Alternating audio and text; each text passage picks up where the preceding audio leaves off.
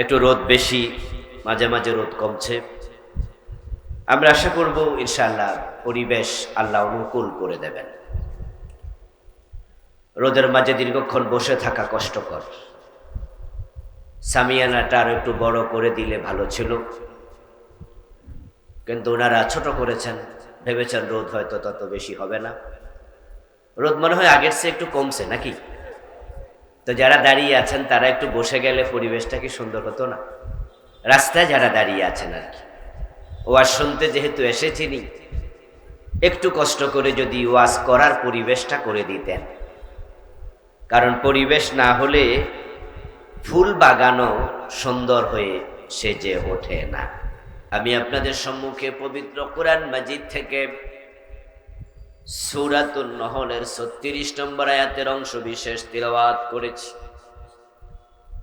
প্রিয় নবীজি সাল্লাল্লাহু আলাইহি ওয়াসাল্লামের পবিত্র মুখ অনুসৃত একখানা ছোট্ট হাদিসে নববী পাঠ করেছি।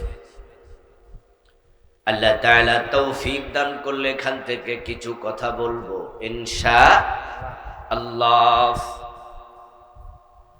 আল্লাহ তাআলা বলেন, ওয়ালাকাদ বাআসনা ফি কুল্লি উম্মাতির রাসূলা, অবশ্যই আমি সকল জাতির নিকটে রাসূল প্রেরণ করেছি।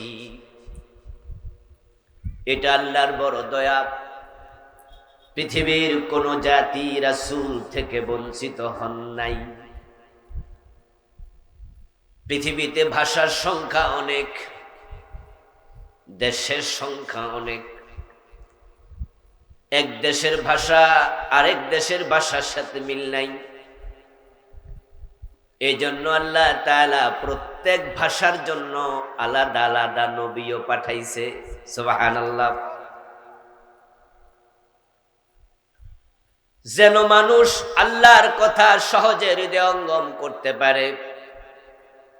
ওয়ামা আরসালনা মিন রাসূলিন ইল্লা বিলিসানি কওমিহি, প্রতিটা ভাষায় নবী পেয়েছেন, প্রতিটা জাতির লোকেরা নবী পেয়েছেন। ওয়া ইম মিন উম্মাতিন ইল্লা খালা ফিহা নাযীর। আল্লাহ তাআলা বলেন, এমন কোন জাতি নাই যে জাতির কাছে আমি জাহান্নামের ভয় প্রদর্শন করার জন্য আমার পক্ষ থেকে নবী প্রেরণ করি নাই। লিকুল্লি কওমিন হাদ। আরেক আয়াতে আল্লাহ বলেন, সকল কওমের কাছে জান্নাতের পথ দেখানোর লোক আমি পাঠাইছি। যদি জান্নাতের পথ দেখানোর জন্য আল্লাহ নবী এবং রাসূল না পাঠাতেন, তাহলে দুনিয়ার মানুষেরা জান্নাতের পথ নিজ থেকে খুঁজে পেত না। জান্নাতের রাস্তা কোনটা, এটা মেধা খাটাইয়া বুদ্ধি খাটাইয়া বের করা যায় না। জান্নাতের রাস্তা চেনার জন্য নবী রাসূলের কাছে যেতে হয়। উনারা যেটা দেখান প্রশ্ন ছাড়া সেটা মেনেও নিতে হয়। এজন্য দুনিয়ায় যত নবী এসেছেন সব নবী আল্লাহ তাআলার পক্ষ থেকে একটা অর্ডার দিয়েছেন। কোরআনে অনেকগুলো আয়াতে আছে, প্রায় বিভিন্ন নবীর নাম ধরে ধরে আল্লাহ বলছে। অর্ডারটা হলো ওয়াত্তাকুল্লাহ ওয়া আতিউন। কোরআনে অনেকগুলো আয়াতে শব্দটা আছে ওয়াত্তাকুল্লাহ, তোমরা আল্লাহকে ভয় করো, ওয়া আতিউন, এবং আমি নবী আমার অনুসরণ করো। আমি যা বলি তা শোনো। আর নবী মানুষকে শুধু কোন কাজ করলে জান্নাত পাওয়া যায় সে কথাটাই বলেছেন। কি কাম করলে বেতন বাড়ে, কি কাজ করলে জমিনে ফসল বেশি হয়, কোন কাজ করলে দোতলা বিল্ডিং বানানো যায়, কোন কাজ করলে ব্যাংকে একটু টাকা পয়সা বেশি জমে, এ দুনিয়াদারি পথ কোন নবী দেখান নাই। সব নবী দেখিয়েছেন কোন কাজ করলে জান্নাত পাওয়া যায়। দুনিয়াদারি এগুলো আমাদের জন্য মুবাহ, এটা জায়েজ, কিন্তু জান্নাতের পথে চলা আমাদের জন্য মুবাহ না ফরজ? যারা বুঝিয়েন তারা একটু কথার জবাব দিয়ে। আপনি স্কুলে চাকরি করেন, আপনি ব্যবসা করেন, আপনি কৃষি কাজ করেন, যে স্কুলে চাকরি করেছে চাকরি বাদ দিয়া যদি ব্যবসা শুরু করে কোনো গুনাহ নাই। যে ব্যবসা করে সে ব্যবসা বাদ দিয়া যদি জমি জামা চাষ করে কোনো গুনাহ নাই। কোন কৃষক যদি কৃষি কাজ বন্ধ করে নতুন করে বাজারে দোকান দেয় কোনো আপত্তি নাই। এগুলো দুনিয়ার কাজ, এটা জায়েজ। আপনার মনে যেমনে চায় আপনি করেন, শুধু হারাম বাদ দিয়া। কিন্তু জান্নাতের পথে চলা, যেমন জোহরের নামাজ আজকে যেটা আমরা পড়ছি আসর পড়ব, ওইটা বাদ দেওয়ার কোনো সুযোগ আছে? এটা ফরজ। আম্বিয়া আলাইহিমুস সালাম আমাদেরকে জান্নাতের পথ দেখাইছেন, তাই তারা বলছেন ওয়াত্তাকুল্লাহ ওয়াতিউন, আল্লাহকে ভয় করো আর আমি নবী যা বলি শোনো। জান্নাতের পথ কোনটা সেটা কোন নবী নিজে মন গড়া বলেন নাই, মন মতো দেখান নাই, বরং নবীদেরকে ওহির মাধ্যমে নিয়ন্ত্রণ করেছেন কে? আল্লাহ। ওহি আসার আগে, কিতাব আসার আগে জান্নাতের পথ কোনটা এটা নবী নিজেও জানতেন না। কোরআনে আল্লাহ বলছেন মা কুনতা তাদরি মাল কিতাবু ওয়ালাল ঈমান। হে নবী, ওহী আসার আগে আপনিও জানতেন না কিতাব কি জিনিস, ঈমান কাকে বলে। আমি ঈমান এবং কিতাব, জান্নাতের পথ ওহীর মাধ্যমে, কিতাবের মাধ্যমে নবী আপনাকে আমি চিনাইছি। অন্য আয়াতে আল্লাহ বলেছেন ওয়াজাদাকা দাল্লান ফাহাদা। এই আয়াতটা শুনেন নাই? এটা সূরা দোহার আয়াত, সবাই জানে, কারণ বিভিন্ন নামাজে সূরা হুজুররা পড়ে। বাংলা অর্থ কি? ও নবী, আল্লাহ তাআলা আপনাকে পেয়েছিলেন, আপনি পথ সম্পর্কে অনবহিত ছিলেন, আপনি জানতেন না কোনটা জান্নাতের পথ। ফাহাদা, অতঃপর জান্নাতের পথ আপনাকে চিনাইছে কে? নবীদের আল্লাহ ওহীর মাধ্যমে চিনাইছে। এজন্যই তো কোন নবী দ্বীনের ব্যাপারে মন গড়া কোনো কথা বলেন নাই। আল্লাহ বলছেন মা ইয়ানতিকু আনিল হাওয়া ইন হুয়া ইল্লা ওয়াহিয়ুন ইউহা। আমার প্রিয় নবীজি নিজের মন থেকে, নফস থেকে একটি কথাও বলে না, যা বলে সব আমার পাঠানো ওহী। আল্লাহর বড় দয়া আমাদের উপর, তিনি এইভাবে ওহী পাঠায়া, নবী পাঠায়া আমাদেরকে জান্নাতের পথ দেখাইছে। সব জাতির কাছে নবী পাঠাইছে। যদি মানুষ নবী না পেত তাহলে তারা নিজের বিবেক খাটাইয়া জান্নাতের পথ খুঁজে পেত না, পেঁচ লাগাইয়া দিত, মনোমালিন্য হতো, এক একজনে এক এক পথ দেখাতো। ওহী আসার পরেও, কোরআন হাদিস থাকার পরেও এখনো আলেমদের মাঝে মনোমালিন্য, পেঁচঘাট আছে না নাই? ওহী আছে, কোরআন হাদিস সামনে, এরপরও এক হুজুর এক এক রকম কইয়া পেঁচ লাগায়। আমার প্রিয় ভাই, জান্নাতের রাস্তা রাসূলুল্লাহ সাল্লাল্লাহু আলাইহি সাল্লাম একটা আঁকলেন, আর জাহান্নামের রাস্তা দেখালেন অনেকগুলো বাঁকা বাঁকা, কারণ রাস্তাও বেশি। প্রিয় নবী বলছেন আমার উম্মত হবে ৭৩ দল, তার মাঝে জাহান্নামে যাবে ৭২ দল। এই যদি উম্মতের খবর হয়, হিন্দু বৌদ্ধ ইহুদি খ্রিস্টান হেরা তো উম্মতের কাতারে নাই, হেরা তো এমনি জাহান্নামী। আর উম্মতের ভিতরে ৭২ দল ঢুকছে জাহান্নামের রাস্তায়, জান্নাতের রাস্তায় জনসংখ্যা বড়ই কম।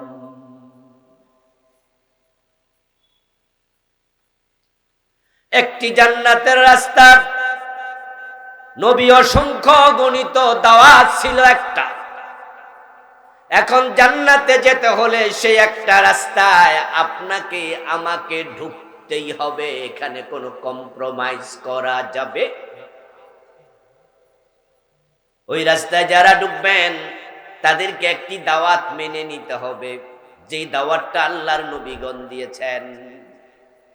যারা গ্রহণ করেছে তারাই জান্নাতি, ওই দাওয়াত যারা গ্রহণ করে নাই তারা জাহান্নামী। দাওয়াতের দুটি অংশ একসাথে মানতে হবে। বাংলাদেশের লোকেরা দাওয়াত মানে নাই তা নয়, না মানলে তো ৯২% মুসলিম হতো না। আমার দেশে ৮% আছে অমুসলিম। এই ৮% অমুসলিম তো জুমার নামাজে কোনোদিন আসে নাই, ঈদের নামাজের ঈদগাহে যায় নাই। আমাদের মতো তারা কালেমা লা ইলাহা ইল্লাল্লাহর ঘোষণা দেয় না। ওই ৮% অমুসলিম তারা তো জান্নাতের রাস্তার কাছেও আসতে রাজি না। যারা ৯২% নিশ্চয়ই তারা জান্নাতে যাওয়ার মন আছে, চিন্তা আছে, তাই তো তারা জান্নাতের রাস্তায় চলতে চায় বলে কালেমার স্বীকৃতি দেয়। জুমার নামাজেও হাজির হয়, মানুষের জানাজার নামাজে উপস্থিত হয়, ঈদের নামাজ পড়তে যায়। কিন্তু পেছ লাগাইয়া দিছে, ওই জান্নাতে যাওয়ার জন্য যে একটা দাওয়াত গ্রহণ করতে হয় তার দুটা অংশ তারা দুইটা মানে না, একটা মানতে রাজি আর একটা ছেড়ে দিয়েছে। অথচ দীক্ষা কোন জিনিস আল্লাহ গ্রহণ করেন না। নবীদের দাওয়াত ছিল একটা, আনি'বুদুল্লাহ ওয়াজতানিবুত তাগুত, কিন্তু অংশ ছিল দুটা। ওয়াও ওয়াও আনি'বুদুল্লাহ ওয়া ওয়াজতানিবু। ওয়া শব্দের বাংলা অর্থ হলো, বলেন দেখি কারা পারে? ওয়া শব্দের অর্থ কি? এবং। এখন তো শুনছেন হুজুররা কইছে যারা জানে। আচ্ছা, এবং শব্দের পরে কি শব্দ থাকে না থাকে না? এবং তো তখনই বলে যখন আগে একটা থাকবে পরে একটা থাকবে। যেমন আপনি যদি বলেন যে আমি গিয়েছি এবং, তখন কিন্তু শ্রোতা অপেক্ষা করবে নিশ্চয়ই কথা কিছু আরো বাকি রইছে। তো আল্লাহর সব নবী দাওয়াত দিল আনি'বুদুল্লাহ, আল্লাহর ইবাদত করো, ওয়াজতানিবুত তাগুত, এবং। এই যে এবং এর পরে কি আছে, বাংলাদেশের অনেক লোক আর শুনতে চায় না। তারা কয় কোরআন শরীফ আছে আল্লাহ মানুষকে ইবাদতের জন্য বানাইছে, তো আমি তো ইবাদত করতেছি, তাই তারা নামাজও পড়ে, সুদেও টাকা লাগায়। ইবাদত তো করতেছি, রোজা রাখি, নামাজ পড়ি, গোশ খাইলে কি হয়েছে? আল্লাহ রহমান, আল্লাহ রাহমিম, এগুলো আল্লাহ মাফ করে দিব, এই আশায় তারা বসে আছে। তারা ইসলামকে দুভাগে ভাগ করেছে, সুবিধা মতো মানে, অসুবিধা হলে ছাড়ে। আমার দোস্ত, বাংলাদেশে যে নোটগুলো বর্তমানে বাজারে চলমান, সবচেয়ে দামি নোট যেটা, এটা কত টাকার নোট? ১,০০০ টাকার নোট। আপনি পাকুন্দিয়া বাজার যাবেন, বাড়ির পাশে বাজার, মাগরিবের পরে আপনার ওয়াইফ বলল যে ঘরে একটা মোমবাতি কিনা দরকার, হঠাৎ বিদ্যুৎ চলে যায়, কেরোসিন নাই, একটা মোমবাতি নিয়ে আসেন তো যান। ১০ টাকা দামের মোমবাতি কেনার জন্য বাজারে রওনা দিলেন। ডয়ার খুলে, ক্যাশ খুলে দেখেন যে ১,০০০ টাকার একটা নোট আছে মানি ব্যাগে, ডয়ারে আর কোনো টাকা নাই। মনে মনে ভাবলেন এই টাকা নিয়ে যদি বাজারে যাই, পকেট থেকে হারিয়ে যায়, আমি বুড়া মানুষ, পকেট মাইর যদি নিয়ে যায় অথবা রাস্তায় হারাইয়া যায়, তাহলে তো 1000 টাকা লস হয়ে গেল, কিন্তু বাংতেই নাই, টাকা ছাড়া বাজারে গেলে মোমবাতিও পাবো না, এখন কি করি? এত বড় ঝুঁকি নেয়া কি ঠিক হবে? এইটা ভাইবা 1000 টাকার নোটের মাঝখান দিয়া ছিঁড়া লাইলেন, অর্ধেকটা ডয়ারে রাইখা তালা লাগাইয়া মনে মনে ভাবলেন যদি এটা হারায় 500 তো থাকলো। এ বুদ্ধি কইরা বাজারে গেছেন, যাইয়া দোকানদাররে বলে যে আজকে কারা নামাজ কাজা করছে? এমন লোক আছে না এখানে জোহর পড়ে নাই? আচ্ছা, আজকে যারা জোহরের নামাজটা পড়ে নাই, আজ ফজরের নামাজটা পড়ে নাই, এ কি সোজা রাস্তায় উঠছে? নিজে বুঝবেন যে কে কোন রাস্তায় আছে। যদি আপনি বাঁকা রাস্তায় থাকেন তাহলে আপনাকে ফেরেশতা সালামও দেবে না, আপনার নাকের ডগার মাঝে আতরও ছিটাবে না, বরং কি করবে? জেসকা তেসকা মিলে, শুটকির সাথে বেগুন মিলে, ছোটকালে আমরা কইতাম জেসকা তেসকা মিলে, মানে তুমি যেমন তোমার সাথে আচরণ তেমন। কই শুটকি তরকারিটা বেগুনের সাথে ভালো মিলে। আমরা হেফসখানায় পড়তাম, ছোটকালে হেফসখানায় পড়েছি। তো হেফসখানায় পোলাপান একটু ভোরবেলা উঠলে জিমায় আর কি, ভোরবেলা তো ঘুম বেশি থাকে, তো জিমাইতে জিমাইতে পড়ে। তো কেউ কেউ পড়া বন্ধ করে এরকম করে দেয়, এরকম করে খায়। তো আমরা পাশের জন সিমটি কাটতাম, কাটার সময় কইতাম জেসকা তেসকা মিলে, ঘুমের সাথে সিমটি মিলে। আপনি যেমন ফেরেশতার আচরণ তেমন। ولو ترى إذ يتوفى الذين كفروا الملائكة يضربون وجوههم وأدبارهم وذوقوا عذاب الحريق। আল্লাহ বলবে ফেরেশতা যা যা, অমুক জালেম, অমুক ফাসিক, অমুক কাফের, তার মৃত্যুর সময় ঘনায় আসছে, মিনিট 10 পরে তার দুনিয়ার সফর শেষ। এখন জান কবজ করতে যাওয়ার সময় জাহান্নামের আগুন দিয়ে বানানো চাবুক নিয়ে যা। জাহান্নামের আগুনের বানানো চাবুক নিয়ে ফেরেশতা আসবে। কোরআনে আল্লাহ বলেন ইয়াদরিবুনা উজুহাহুম ওয়া আদবারাহুম। এসে যখন ওই লোকের সাথে সাক্ষাৎ হবে, সাথে সাথে তার চেহারার মাঝে, পিঠের মাঝে ওই চাবুক দিয়া পিটাতে শুরু করবে। জরাবা ইয়াজরিবু, আলেম ওলামা ভাইয়ের একটু একটু আওয়াজ কইরা কোন মানুষ একটু শুনুক। জরাবা ইয়াজরিবু অর্থ কি?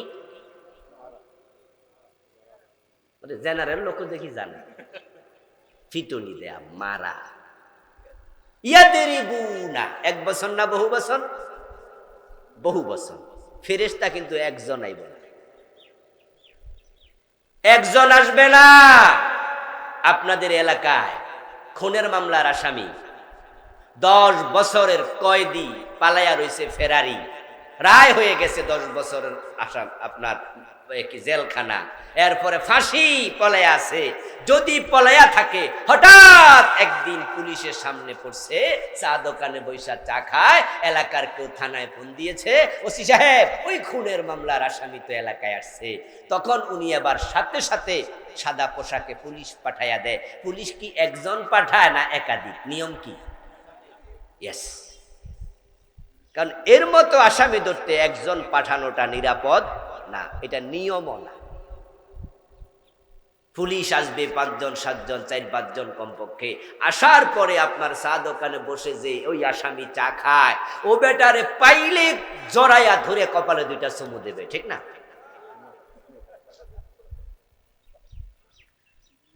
আহা, মজা লাগছে তো? সুদের টাকা খাচ্ছেন, খাইতে থাকেন। মজা লাগছে, ঘোষের টাকা খাচ্ছেন, খাতে থাকেন। ফজরের নামাজ না পড়ে ঘুমিয়ে আছেন, খুব মজা, কম্বলের তলে মজা নেন। ফেরেশতার সাক্ষাৎ হবে, সাথে সাথে চেহারার মাঝে, পিঠের মাঝে চাবুক দিয়ে পিটাতে থাকে। কোরআনের আয়াতের উপরে বিশ্বাস আছে তো? কোরআনের আয়াত শোনাচ্ছি। এই যে শুরু হয়ে গেল, আপনার জীবনে আর শান্তি নাই, আর শান্তি নাই। কবর আরো জঘন্য, আপনার জন্য হাসরের মাঠ আরো জঘন্য। আপনার জন্য ফুলসেরাত আরো জঘন্য, আপনার জন্য জাহান্নাম আরো জঘন্য। আপনার সুখ এখানে শেষ।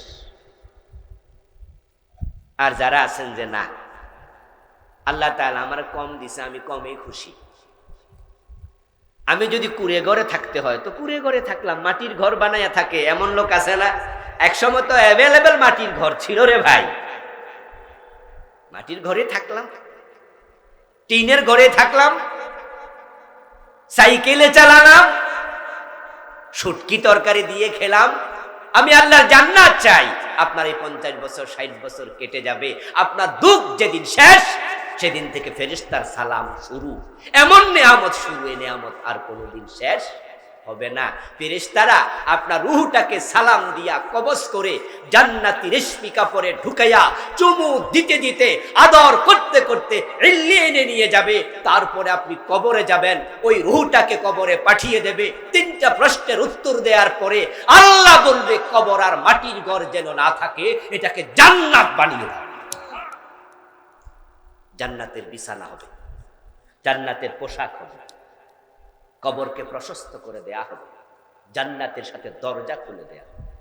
ফেরেশতা বলবে নাম কে নওমাতিল আরুস, দুনিয়া তো অনেক জেগে আসিলা, অনেক কষ্ট করছো, ফজরের টাইমে জামাতে নামাজ যারা পড়ে, যেমন আজকেও জামাতে নামাজ পড়ছেন ফজর, এমন আছে না অনেকে? আলহামদুলিল্লাহ, আমরা পড়েছি আলহামদুলিল্লাহ। মাহফিল থেকে আসতে আসতে রাতের 2:30 বেজে যায়, 3টা বেজে যায়, 4টা বেজে যায়। 4টা বাজলে ঘড়ির দিকে তাকাইয়া দেখি যে আরে ফজরের জামাতের টাইম তো হয় নাই। আউয়াল ওয়াক্তে পড়লেও তো পড়তে পারতাম। নিজের সন্তানদেরকে ডেকে, পরিবারকে ডেকে, মসজিদের জামাত এখনো 30 মিনিট দেরি আছে, আমার তো ঘুমানোর টাইম নাই, ওদেরকে নিয়েও জামাতে পড়ি। আলহামদুলিল্লাহ, একা পড়ি না। 1 ঘন্টা ঘুমায়া হলে আবার উঠি, আল্লাহর কসম, একা নয়। এরপরে ঘুমাই। আমি হুজুর, আমি ওয়াজ করলে দায়িত্ব শেষ, আমার আমল লাগবো না? আল্লাহ জিব্বা কেটে ফেলবে। লিমা তাকুলুনা মা লা তাফআলুন, এমন কথা বলেছো, আমল করোনি কেন? আমাদের সে আরো অনেক কষ্ট করে নামাজ পড়ে, আমরা তো আরামে থাকি, গাড়িতে চলি। কিন্তু এমন ড্রাইভার আমি দেখেছি, বাসের ড্রাইভার, এত সুন্দর দাড়িওয়ালা, সারা রাত জেগে জেগে বাস চালায়, সেও আবার জামাতে দেখি রাস্তার পাশে গাড়ি দাঁড় করাইয়া বাস বলতেছে আমি আসলাম গাড়িতে চড়ে, ড্রাইভার গাড়ি চালাচ্ছে, চট্টগ্রাম থেকে আসছি, হ্যাঁ স্লিপিং বাস, ঘুমায়া ঘুমায়া আসতেছি। কিন্তু ড্রাইভার তো ঘুমায় না, তার চোখ সজাগ। ড্রাইভিং যারা করে, কষ্ট কাকে বলে তারা বোঝে। ব্রেন কাজ করে, চোখ কাজ করে, হাত কাজ করে, পা কাজ করে। হাত উল্টা পাল্টা করলে গাড়ি খেতে চলে যাবে, পা দেরি করলে আরেকটার সাথে গুতা লেগে যাবে, চোখ প্যাঁচ লাগাইলে অ্যাক্সিডেন্ট হয়ে যাবে, ব্রেন কাজ না করলে অ্যাক্সিডেন্ট হয়ে যাবে। একসাথে সব কাজ করে। দেখি গাড়ি রাস্তার পাশে দাঁড় করে, ড্রাইভার বলতেছে এই যারা যারা নামাজ পড়বেন নামেন। মনটা জুড়ে গেল যে ড্রাইভার তো আমার চেয়ে আরো বেশি পরিশ্রমী, কিন্তু নামাজ কাজা করে না। এই যে আজকের ফজরের কথা বলছি, এখন গ্রামে গঞ্জে কিছু শীত আইছে না? যারা ভোরবেলা আপনার ফজরের নামাজ জামাতে পড়ছে, ওদের কিছু কষ্ট করা লাগছে, কম্বলটা ধাক্কা দিয়া সরানো এত সহজ না। ফেরেশতা আপনাকে বলবে নাম কানাউমাতিল আরুস, দুলা যেমন বাসর ঘরে ঘুমায়। ও আল্লাহর বান্দা, তোমার দুনিয়ার কষ্ট শেষ, এখন জান্নাতের বিছানা, জান্নাতের পোশাক তোমার কবরের মাঝে এসে গেছে। ওই পোশাক পরে আল্লাহর জান্নাতের বিছানায় ঘুমায়া যাও, এক ঘুমে কিয়ামত হয়ে যাবে। ঘুমানোর অনেক সময় আছে, অনেক লম্বা সময় আল্লাহ দেবে। দুনিয়া একটু ঘুম ব্যাঘাত ঘটাইয়া কষ্ট করে ফজরের নামাজ জামাতে পড়া উচিত, কাজা করা যাবে না। এই বিষয়ে আপনারা একমত হতে রাজি আছেন না? নাই? পড়বেন পড়বেন, ফজরের নামাজ কাজা করবেন না। ফজরের নামাজ এবং আসরের নামাজ মুনাফিক কাজা করে। যে ফজর এবং আসর নামাজ কাজা করে সে মুনাফিক। এই 2 ওয়াক্তের নামাজ মুনাফিকের জন্য কঠিন। আর যারা ফজরের নামাজ তরক করে না, কাজা করে না, তারা মুমিন। আনি ইবুদুল্লাহ, আল্লাহর ইবাদত করো, প্রথম অংশ। এখন ইবাদত কি? আল ইবাদাতু হিয়া কাযাউল হায়াতি বিহাসবি আওয়ামিরিল্লাহি তাআলা ওয়া নাওয়াহি। ইবাদত মানে হলো আল্লাহর আদেশ এবং নিষেধের ভিত্তিতে জীবন পরিচালনা করা। নবীদের দাওয়াত ছিল ইবাদত করো, প্রথম অংশ। এখন ইবাদতটা কি?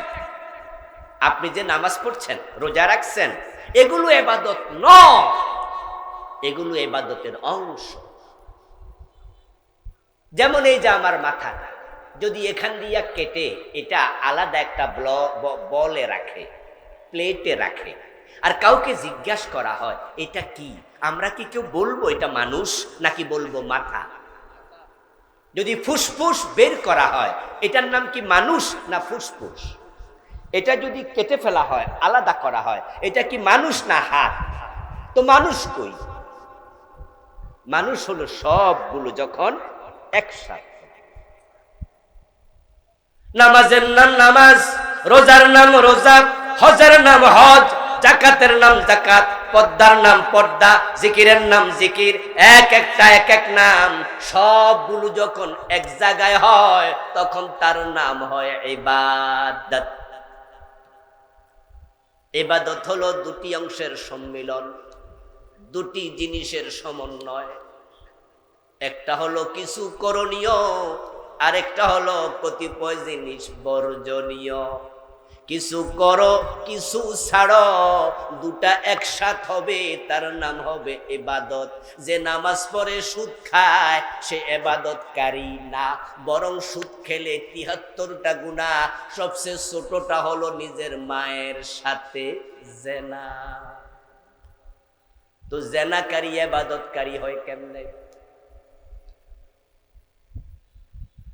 আমার বন্ধু বলুন তো, যদি আপনার সাথে এক ব্যক্তি আজকের আসরের নামাজে দাঁড়াইলো, নামাজটাও পড়লো সুন্দর করে, আপনি দেখলেন কত দারুণ করে রুকু দিল, সেজদা দিল, ঠিক ইমামের সাথে সব কিছু পরিপালন করলো, নামাজ শেষে আপনি তারে জিজ্ঞাসা করলেন, ভাইজান মসজিদের সামনে কল তো নষ্ট, আমি তো বাড়ি থেকে ওযু কইরা আইছি, আপনিও তো আমার সাথে নামাজটা পড়লেন, কষ্ট কইরা ওযুটা কোথায় করছেন? হে কয়, না কল নষ্ট তাই ওযু করি নাই। কথা কিন্তু বুঝতে চেষ্টা করেন। সে বলল যে হুজুর এই তো কলে ওযু করবো ভাবছিলাম, আইসা চাপ দিয়া দেখি চাপা কল নষ্ট, নামাজের সময় হয়েছে তাই ভাবছি নামাজ পড়া নাই, তাই ওযুই করি নাই। আপনাদের কাছে জানতে চাইবো, বলুন তো তার যে নামাজটা ছিল 2 মিনিট আগে, এটা ইবাদত হয়েছে নাকি? রুকু কি বাদ দিছিল? সেজদা কি বাদ দিছিল? কিয়াম কুদ বাদ দিছিল? উত্তর হলো না। নামাজের মাঝে আরকান আহকাম 13 ফরজ, তার মাঝে 1 নম্বরে শরীর পাক, শরীর পাকের জন্য ওযু করিতে হয়। 13 ফরজের মাঝে 1 ফরজ ওযু, সে 12টা আদায় করছে, একটা আদায় করে নাই, তাই বাকি 12টার দাম একানাও নাই। ইবাদত মানি দুটি জিনিসের সমন্বয়, কিছু করণীয় কিছু বর্জনীয়। করণীয় হলো ফরজ গুলো, শরীয়তের কি কি কাজ ফরজ সব করতে হবে, কিন্তু এখানে আমরা ঘাটতি দেই, শরীয়তে যা বর্জনীয় সব বর্জন করতে হবে, এখানেও আমরা ঘাটতি দেই। শরীয়তে যা করণীয় ও করণীয়র মাঝে পর্দা একটা করণীয়। এখন 5 ওয়াক্ত নামাজি, অথচ তার মেয়ে বোরকা ছাড়া স্কুলে যায়, কলেজে যায়, এমন বাবা আছে না নাই? তো সে তার মেয়েরে পর্দা করলো কই? নামাজি মানুষ বউটা পর্দা করে না, নিজের বউ বেপর্দায় চলে, বোরকা ছাড়া আপনার হাসপাতাল যায়, চাকরি করতে যায়, বাবার বাড়ি বেড়াতে যায়, সবার সামনে লিপস্টিক দিয়া ঘোরে, এমন লোক আছে কিনা? তো কই করণীয় বাকিগুলা কই? কিছু করলেন কিছু ছাড়লেন। বাবা 5 ওয়াক্ত নামাজ পড়ে, নিজের যুবক ছেলে নামাজ পড়ে না। বরং আজকের ফজরের নামাজে বাবা এসেছে, নিজের যুবক ছেলেটা ঘরে ঘুমায় আছে, বরং বাবা কম্বল টাইনা দেয় শীত যেন না লাগে। ছেলের গায়ে কম্বল টাইনা দিয়া বাবা নামাজে চলে আসছে, অথচ নামাজ নিজে পড়া যেমন ফরজ, অধীনস্থকে নামাজ পড়ানোটাও ফরজ। শোনেন, ইসলামকে মন মতো নিয়েন না, দয়া করে মন মতো নিয়েন না। আমার সামনে এখন বসে আছেন, টাকনুর নিচে আপনার কাপড়, আপনি প্রতিদিন একবার শেভ করেন। মাহফিল আসতো, বিড়ি টানছেন, যাওয়ার সময় আর একটা বিড়ি খাইতে খাইতে চলে যাবেন, বসে আছে বিড়ির প্যাকেট পকেটে, এমন শ্রোতা দুই একজন আছে না?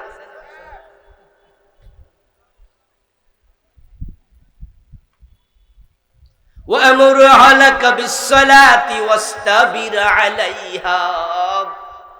কুরআন মাজিদে আল্লাহ বলেন, ও নবী, নিজে নামাজ পড়ুন, নিজের অধীনস্থ পরিবার পরিজনকে নামাজ পড়তে আদেশ করুন। আমার ঘরে বেনামাজি থাকে কেমনে? আমার ইনকাম খাবে? আমার মেয়ে বোরকা ছাড়া স্কুলে যায় কেমনে, কলেজে যায় কেমনে? আমার ছেলে কেন ইসলাম মানবে না? হাসরের ময়দানে ছেলের মামলায় আসামি হবে বাবা, বউয়ের মামলায় আসামি হবে স্বামী। পকেটের টাকা খরচ করে মেয়েরে গান শিখায়, নাচ শিখায়, নিজে বাবা মেয়েকে গানের স্কুলে ভর্তি করাইয়া দিছে। এই মেয়ে হাসরের ময়দানে বলবে, আল্লাহ, আমি জাহান্নামে একা কেন যাব?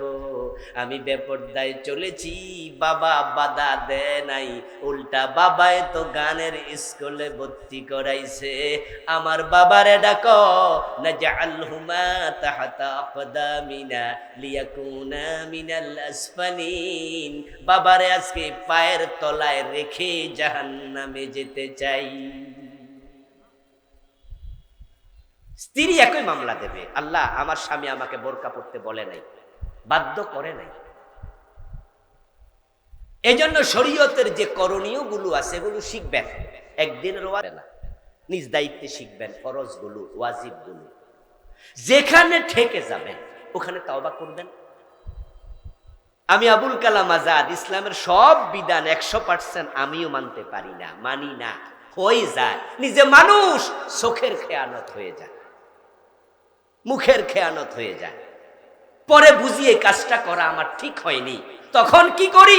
তখনই বলি, রব্বানা যালামনা আনফুসানা, আল্লাহুম্মা আনতা রাব্বি লা ইলাহা ইল্লা আনতা খালাকতানি আনা আবদু আস্তাগফিরুল্লাহ আস্তাগফিরুল্লাহ। আল্লাহ, ভুল হয়ে গেছে, আদমকে তুমি বলেছিলে এই গাছের কাছে যেও না, কিন্তু বাবা আদম তো চলেই গেল, আমি তো সেই আদমেরই সন্তান, তুমি বলেছিলে এটা করা উচিত নয়, আমি করে ফেলেছি, আল্লাহ আমারে মাফ করে দাও। ঠিক আমি একই চিন্তায় আগাতে চাই যে সব মানিতেই হবে, যেখানে পারবো না সেখানে তাওবা করতে দেরি করব না।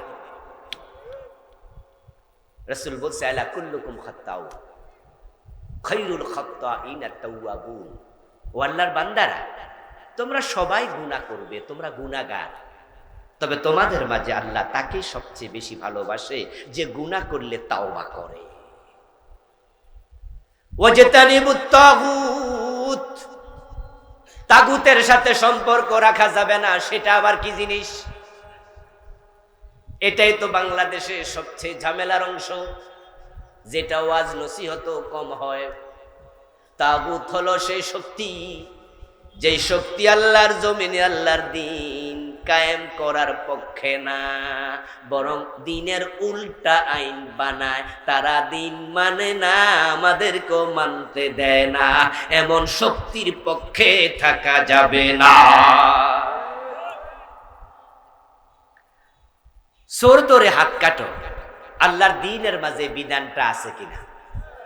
এ কোরআনের মাঝে আছে? এই 53 বছরে এই আইনের পক্ষে এ দেশের রাজনীতিবিদরা আসে নাই। 71-এ দেশ স্বাধীন হলো, 72-তে সংবিধান লিখা হলো। সংবিধান প্রণয়ন কমিটির প্রধান ছিলেন ডক্টর কামাল হোসাইন। ডক্টর কামাল যখন এই সংবিধান লিখে তার কমিটির লোকদেরকে নিয়ে চোর ধরে হাত কাটার বিধান ইসলামে আছে, এটা কি ডক্টর কামাল জানতেন না?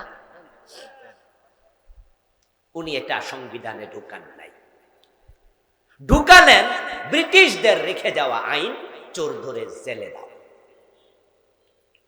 আমার দেশের 53টি বছর যারা দেশ চালাচ্ছেন, মদ পান করলে 80 বেদ দিতে হয়, ইসলামে এই আইন আছে।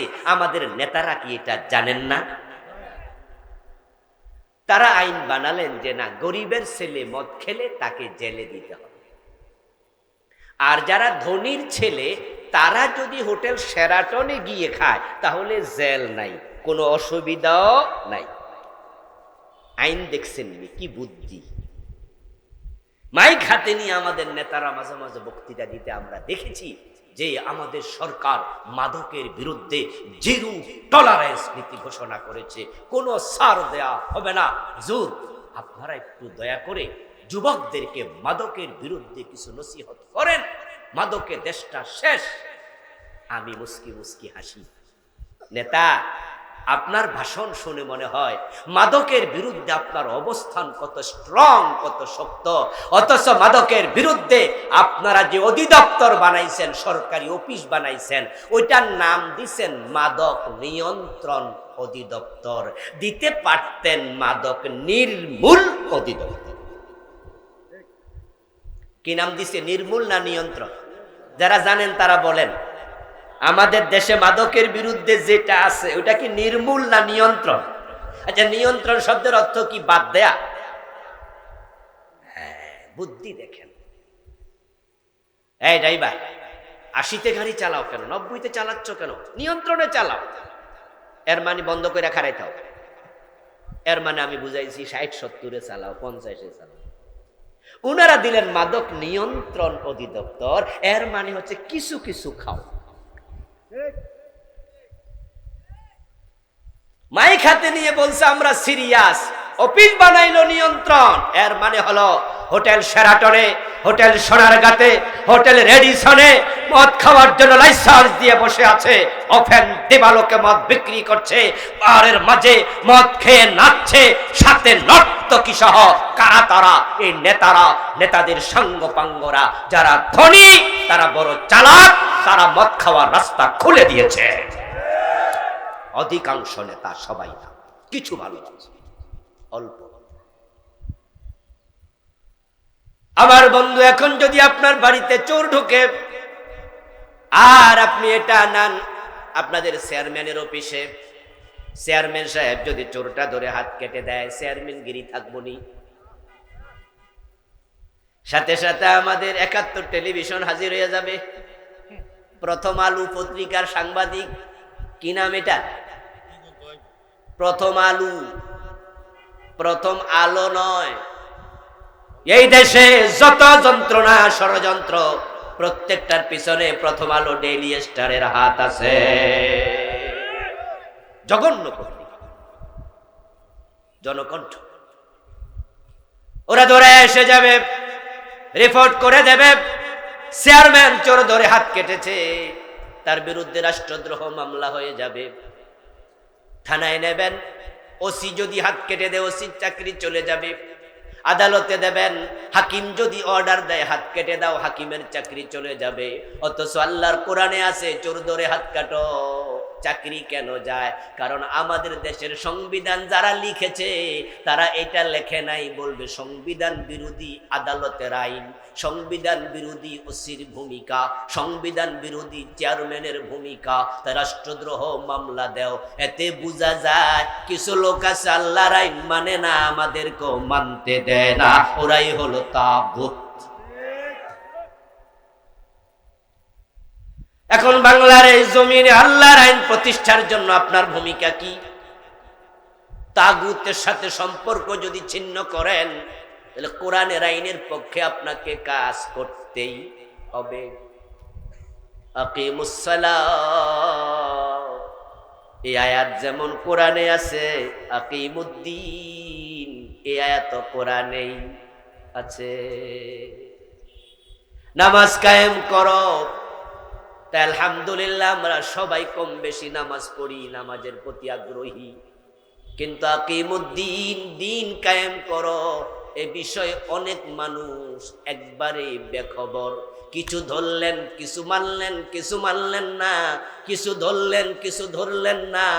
কান খুলে শুনুন, সুবিধাবাদ জিন্দাবাদে মোমেন হওয়া যায় না।